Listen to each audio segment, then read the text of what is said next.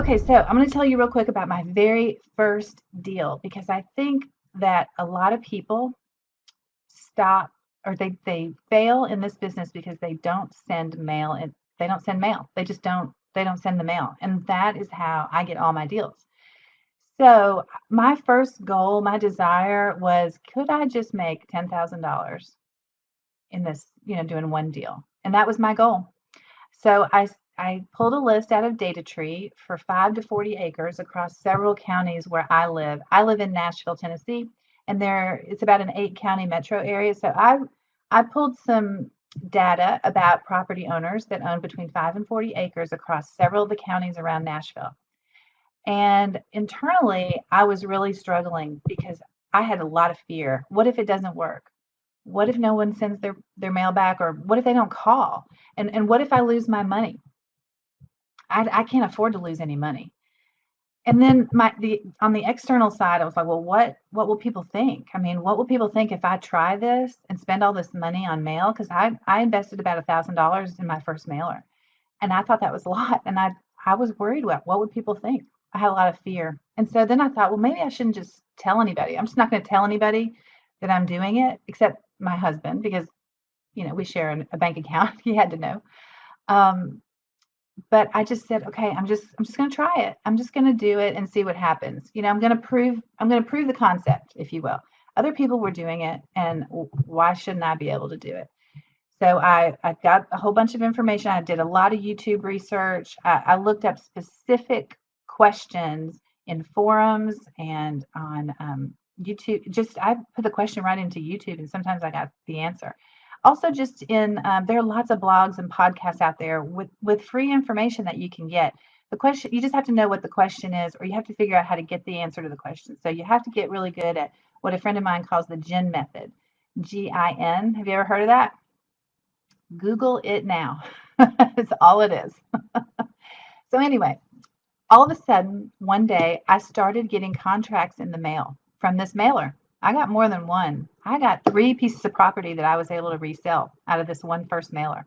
But I want to tell you about the very first deal that closed because I was so excited about it because it was a 6-figure deal. I think I made $106,000 on my very first deal. Now, I'm not saying you'll do that, but I just saw that as a sign, okay? Because my goal was 10,000. So I called on. I got a contract in the mail with 2 names on it, 2 phone numbers, 2 different states. So I just picked up the phone and called them. And I said, hey, I got your contract in the mail. I really want to thank you. I'm excited. I had already looked it up and I saw it was a 7-acre piece of property in a neighboring county with a view. It was kind of up on a hill and it had a view of the river. I mean, a great attribute to sell to people, right? So I called and I saw that they lived out of state. Each of them lived in a different state, not in Tennessee. One was in, I think, South Carolina, one was in Michigan. Turned out that they had purchased this property in 1974 when they were married to each other. They had since divorced and moved to other states. And get this, they had each remarried. So they were like what I call non-wanters. They didn't want it anymore. So I said, okay, well, listen, I'll be willing to honor the price that I had in my mailer, which I think was around 34,000 and some change. It wasn't exact. And they said yes. They each signed it and sent it back. And I thought, well, okay, all right, now what? Now what do I do? So that's a whole other conversation. But then I got it up on the market for sale, and I started and I did the due diligence, and I realized it's not zoned residential because most of the properties that I was mailing they were, well, I should say all of them were residential. I'm not looking for commercial property or industrial. I don't know how to deal with that, but I do understand residential. So I was just sending it to residential, undeveloped, or recreational type land. And when I called the county, I found out it was zoned multifamily. So somehow or another, since 1974, it got rezoned. And these people must either they didn't know or they didn't care.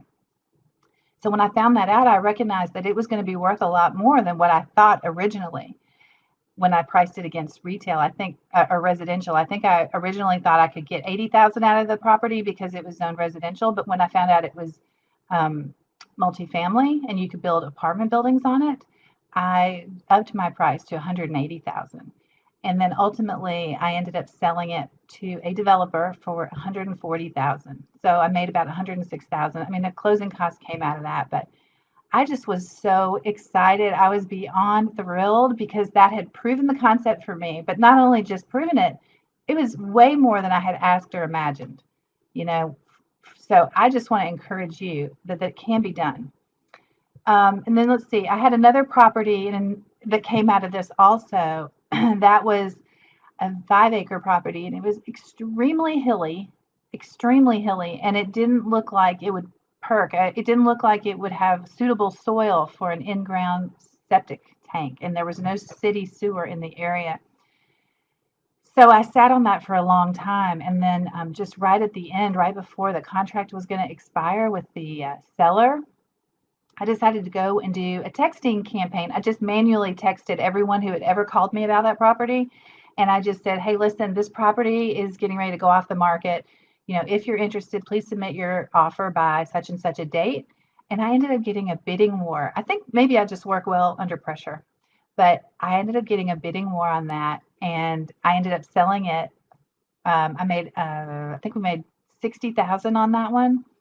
And then the funniest thing was last week I saw it on a wholesaler's list. So some investor came and bought it from me, and then they still had enough room in the deal to resell it for an assignment fee. So I kind of thought that was pretty cool.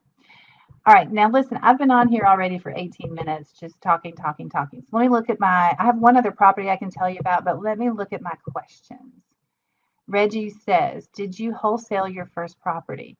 I mean, no, I closed on it and then I resold it, but I did both on the same day. I lined up both of them in advance and then I closed on both the same day. I guess you could call that wholesale, but I was closing on both ends. In Tennessee, or I'm sure this is true in a lot of places, you have to disclose if you're using the end buyer's funds to fund the purchase price. That's considered a wholesale deal, and then you get an assignment in the middle. That's not what I'm doing. I'm buying it outright. Just 5 minutes later, I'm selling it. Brandon Davis, what is your offer amount percentage on properties with market values between 250 and 500,000? Well, Brandon, that's a great question. A lot of people think it should change depending on the price of the property, but mine doesn't change. My percentage is always the same, and I would suggest 20 to 25% on any size property and any value. But that sounds like a really good one to go for. A lot bigger upside when you're dealing with more expensive properties. So as long as you have your financing figured out, how you're going to fund the deal, yeah, there's no reason not to go for the more expensive properties. Okay, Glenn, thanks for your question. How many letters should we send in a campaign? Well, I think that if you send at least 2,000 letters across 6 to 8 counties in fast growing areas where there's a lot of demand for housing, because housing and land definitely go hand in hand, you should get 1 to 3 deals out of that type of a mailer. Hope that helps. Okay, let's see. Oh, I must have gone backwards. Okay, Joe, hi. How much time do you give yourself to flip your deal? Well, that's a great question. On my offers, my blind offers, I give about a 6-month close because usually the people I'm selling to, they're just non-wanters, so they don't really care. They're just done with it. They don't want to deal with it anymore. So I would say I give myself 6 months, but usually I try to close them within 90 to 120 days. But I'll be honest, I have renegotiated, or I should say, I have extended those contracts when I haven't gotten it sold. So I kind of have to find out, how the seller feels, what they think about it. Because if they question it, if they need their cash sooner, I might do that just depending on the deal. Hope that helps. Edgar, do you get involved with landlocked land? Oh, and Sean, I missed yours. Why do you target 5 acres? I target that 5 acres because I'm just looking for raw land. I'm not looking for neighborhoods or HOAs. I'm just looking for rural vacant land. That's just my model. That is not by any means the only way to do it. I know lots of people who make money on infill lots, who do 0.14 acre lots. In fact, anyway, I do have smaller lots too, but I typically focus on the bigger ones because I'm going after the bigger sales price because I want the bigger payoff. I'm going to take the same amount of phone calls. I'm going to take the same amount of paperwork. So I may as well get more money out of the deal in the end. Okay, Edgar, yes, I do get involved with landlocked land and I hate it. I have one right now. I recently lost one because I couldn't sell it because I couldn't get the easement. That one had a deeded easement, and I still could not get that deal to go through. Ultimately, in that case, the seller decided not to renew my contract. They wouldn't extend it. It had been 6 months. I had talked to all the neighbors. I had talked to an attorney, and it's a very long story. The seller said, well, if you have to file, because I was going to go back and get a cheaper price to buy it, because I was going to have to do a survey and I was going to have to go to an attorney and file an action with the court in order to get an easement by necessity. Even though it was a deeded easement, there was no driveway, so I still had to go across somebody's land. Probably I had to buy someone's land in order to do that. So when I was trying to go back and get a lower price, the seller just said, well, I have a daughter who said, if you're going to have to go to all that effort, I may as well do it myself. And then she was going to subdivide it. It was like 25 acres. So I lost that deal, but I have one right now that is landlocked, and what I'm doing is I'm basically calling all the neighbors and asking them if they'll grant us an easement. I'm trying to do it on a friendly term, because if you have to go through the court, it gets more expensive and nobody's happy. So it does not make for good neighbors. But that is not my business model. And so I try not to buy those types of properties because they're a pain in the neck. If you're new, and I think, most of you are, don't do those. Start off with properties that have a good amount of acreage, that have road access, and make sure it's a county road that you have a right to use. So I have another property where there was a road there, but it was a private road, and I didn't understand that in the beginning. So so acreage, good access from the road. Make sure, it helps if it has some kind of an attribute like a view, or a nearby creek or something like that. So those are the things that I look for. Okay, Conti. This is a message I got from one potential land buyer for a 7.5 acre land. Hey, Conti, my land guy said that the town with the land has a population of under 1,000. He actually got upset that I even asked him to take a look at it. So should I be worried? No, I wouldn't be worried. I'm assuming it's a small town, but it's near a big city, because if you're following the suggestions I'm giving, I'm saying, go to counties where you're in the path of growth. So even if it's a small town, if you're still nearby a major metro, I think you'll be okay. I think you are the one that sent me a deal to look at, so I'm going to take a look at that for you, and I'll get back in touch with you about what I saw.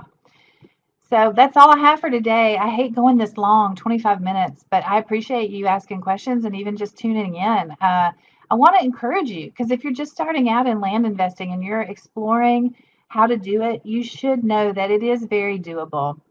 You just want to be a sort of a project manager, a problem solver. There are a lot of steps in the business, but if you stay organized and consistent, you can be successful in this business. It's really not that hard. And you can decide how much you're going to make, because it's just a matter of math. So I'm here to help. You can do it, and I'll help you. So at this point, I'm going to go ahead and sign off, but if I see any more questions, I'll try to answer them. But feel free to hit me up with a direct message, and I will help you move yourself forward in your land business. Have a good weekend.